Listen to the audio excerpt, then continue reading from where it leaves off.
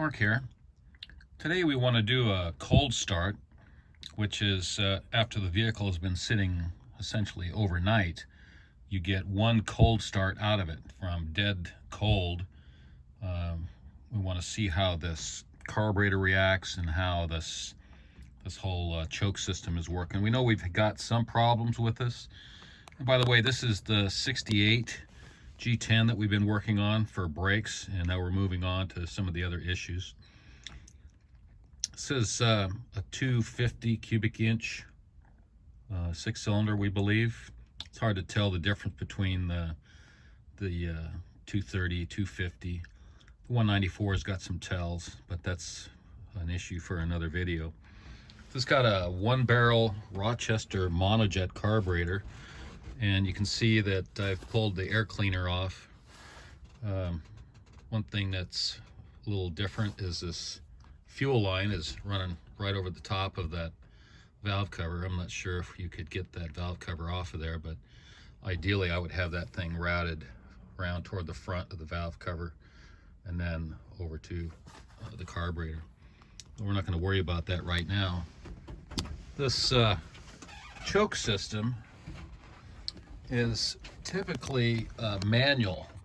There's a cable that comes up and attaches to a stand or a little holder, and then it'll tie into this part of the carburetor here. On this carburetor, he's got a different system. This is off of like a later model. I'm not sure exactly what year they started this, but this is more of an automatic choke system. You can see the rod coming out of it, and that goes up to the carburetor right there. Now what this is supposed to do is pull that carburetor choke lever right there, pull that completely closed when it's dead cold, and you put your foot to the floor and then release it. This is before cranking the engine. So that little device right there that's stuck in the exhaust manifold, it's held on there with one bolt. It's a bimetal spring. It's two different types of metal that have a different expansion rate, and then it's wound up into like the shape of a spring. And so they wind and unwind a little bit based on the temperature. So that's why they've got it in the exhaust manifold, is so that as soon as it starts to heat up, then it'll unwind and hopefully pull that choke off. So what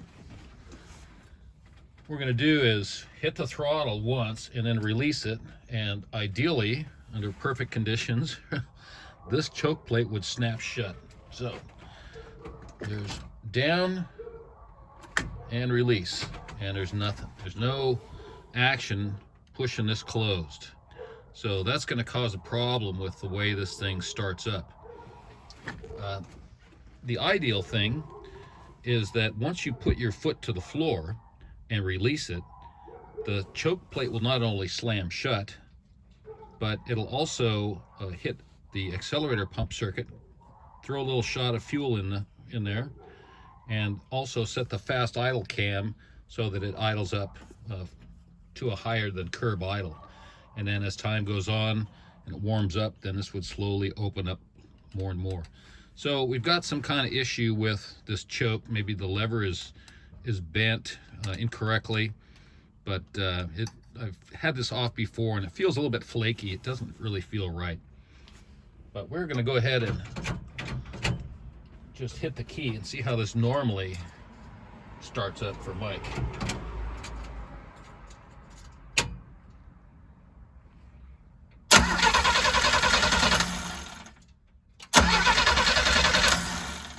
See, that's no bueno. It should start up right away. So what I'm going to do is I'm going to close that choke manually, put the throttle down a little bit, and close that choke. That's going to give it more fuel during the crank.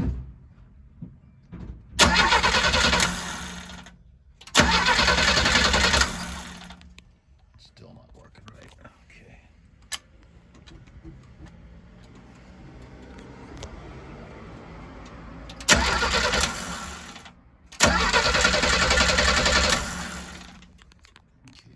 Hold it all the way closed. Try to film this. Good luck with that. Need another few hands. All right, bear with me here. I'm going to hold that. I'm going to put the phone down, and we are going to hold that choke shut and crank.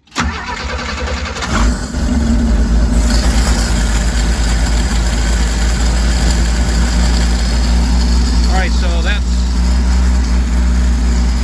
the reason it started that time was because I had the choke all the way shut, and I was holding it there with my finger during the cranking only. Now, as soon as I don't know if you can hear this right, so I'm going to just wait for this thing to run a little bit.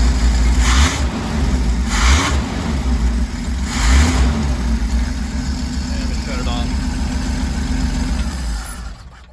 All right, so what this thing should do is be completely closed during cranking only. And then as soon as the engine starts and it goes up to a fast idle, this piece, this little choke pull-off, will bump that throttle open a little bit, and that part seems to be working, and that'll give it enough air to keep on running, but still give it more fuel than it normally would get if the throttle was all the way open. Now I'm trying to push this open, and it seems to be catching, so I don't know what's going on there. I'm going to take this link off.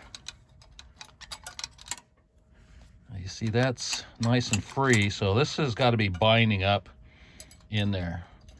That's kind of a problem, because a lot of times that bolt will be stuck in there. It'll break off, and you have to pull these exhaust manifolds apart anyway to get to that choke housing. So that's going to be a project for another day. But that's a cold start on a 250 cubic inch Chevrolet 6-cylinder. Give it another day, and we'll hopefully get another cold start out of it. Thanks for watching.